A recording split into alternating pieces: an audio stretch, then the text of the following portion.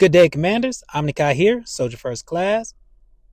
Let's get the show on the road. All right, today we are going to go through Gear Dungeon 2, Stage 9.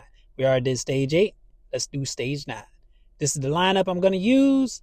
So when you're doing a Carnelian comp for a Gear Dungeon, you need Carnelian, obviously. Key components, Volka. I'm going to just keep talking. So, guys, I tried it. I kept getting beat. What I needed to do was,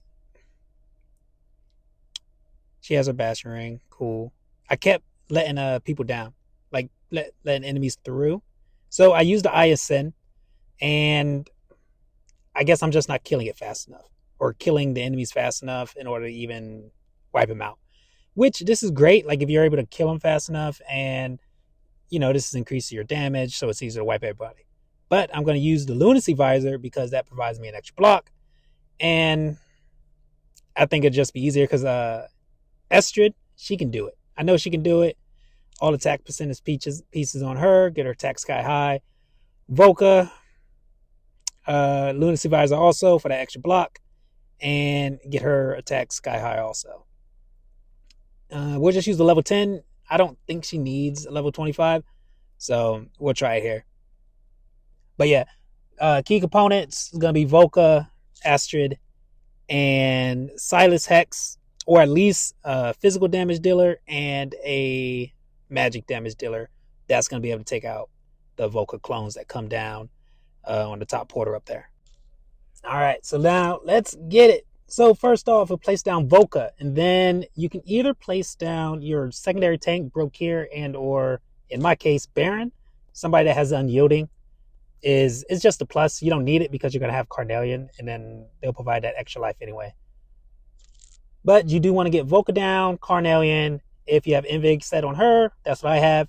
And then your tank, so that way she can just start applying her dots up top to provide everybody that extra life. And then you place Edith and your other tank. I like to use a Sode just because she's a lord. And she can have, she has multiple blocks and she provides shields. Died right there. I try to get Elwyn out first. So don't place Elwyn down too fast. Not until after this guy dies, right? So yeah, I tried to place down Elwyn, and I was hoping that Elwyn can provide some healing for Carnelian and keep everybody alive before this little demon takes away their lives. But just got to build some HP on him. On Carnelian, a little bit of HP. And after the gargoyle dies, then we'll place Elwyn. But actually, better yet, just in case, we'll place Baron first, and then we'll get Elwyn down there. I do want to get Elwyn out fast enough, so that way her Wood Elf can pop up, and then provide some healing for either Hex or Silas up in that top corner above Baron, next to the second portal. First Volka clone is coming down. We'll go ahead and pop Edith. The issue is you have to be able to kill this Volka clone. Right, the one that's on the left lane where Edith is, because if she doesn't die, she'll explode and then she'll wipe out my Hex or whoever you're using up here. So you can use Zilla2 or another strong damage dealer. Lyra could probably do it too now that Lyra's out. But yeah, so we'll just pop everybody's alts. Another key thing is if you're using a Soulbound Arcana set for either Hex and or Silas, you're going to have to kind of hold on to your alts, pop 4 alts first, and then pop Silas's ultimate or Hex's ultimate. See right here? Dang it.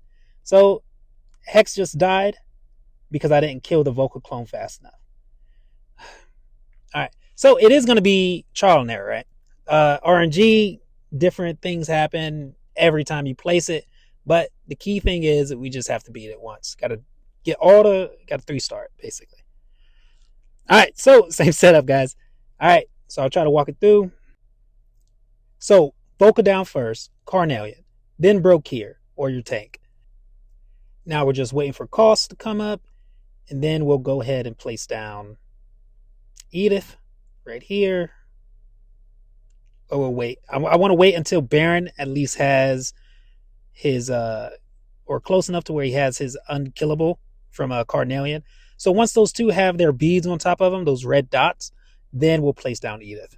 Just in case. I just want to make sure they have their unyielding effect on. We'll go ahead and place down Isote up top. You can face her either to the side or down. I'm not sure if it's going to affect her, who she gives shields to. So she might give a shield to Elwyn or... However, after Isote, then we'll place down Elwyn.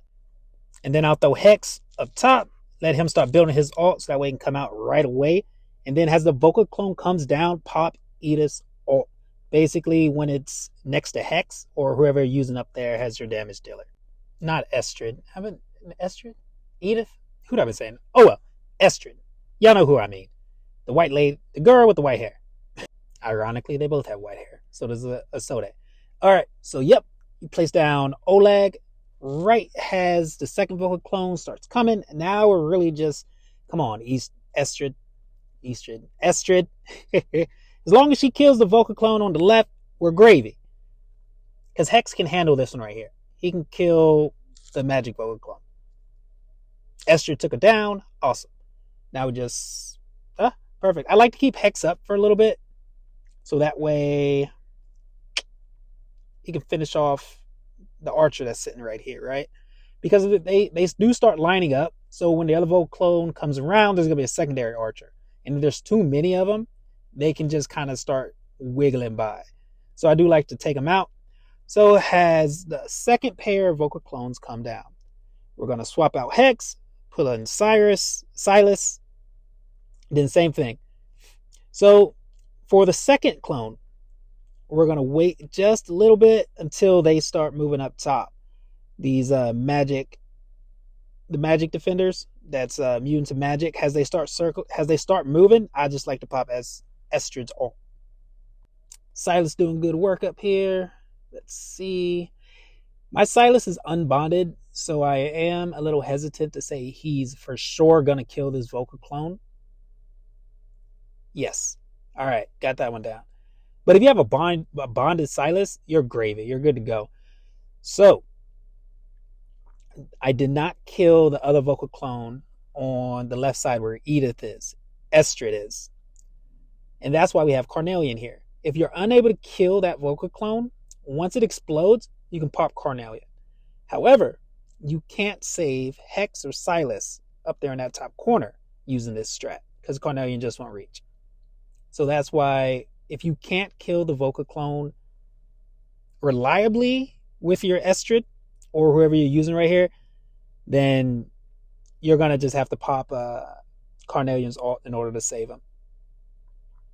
So now we're getting ready for the second wave. It's going to be the same thing. It's just a cycle. So now, like I said, we took out Silas. We put down Hex up there. And he's going to start going to work. Estrid's down here wiping him out. I put that lunacy visor on her. So this is where normally like somebody would either start walking through here or like towards the last one. So it does look like we're good. We have... no one has breached the soul stone yet.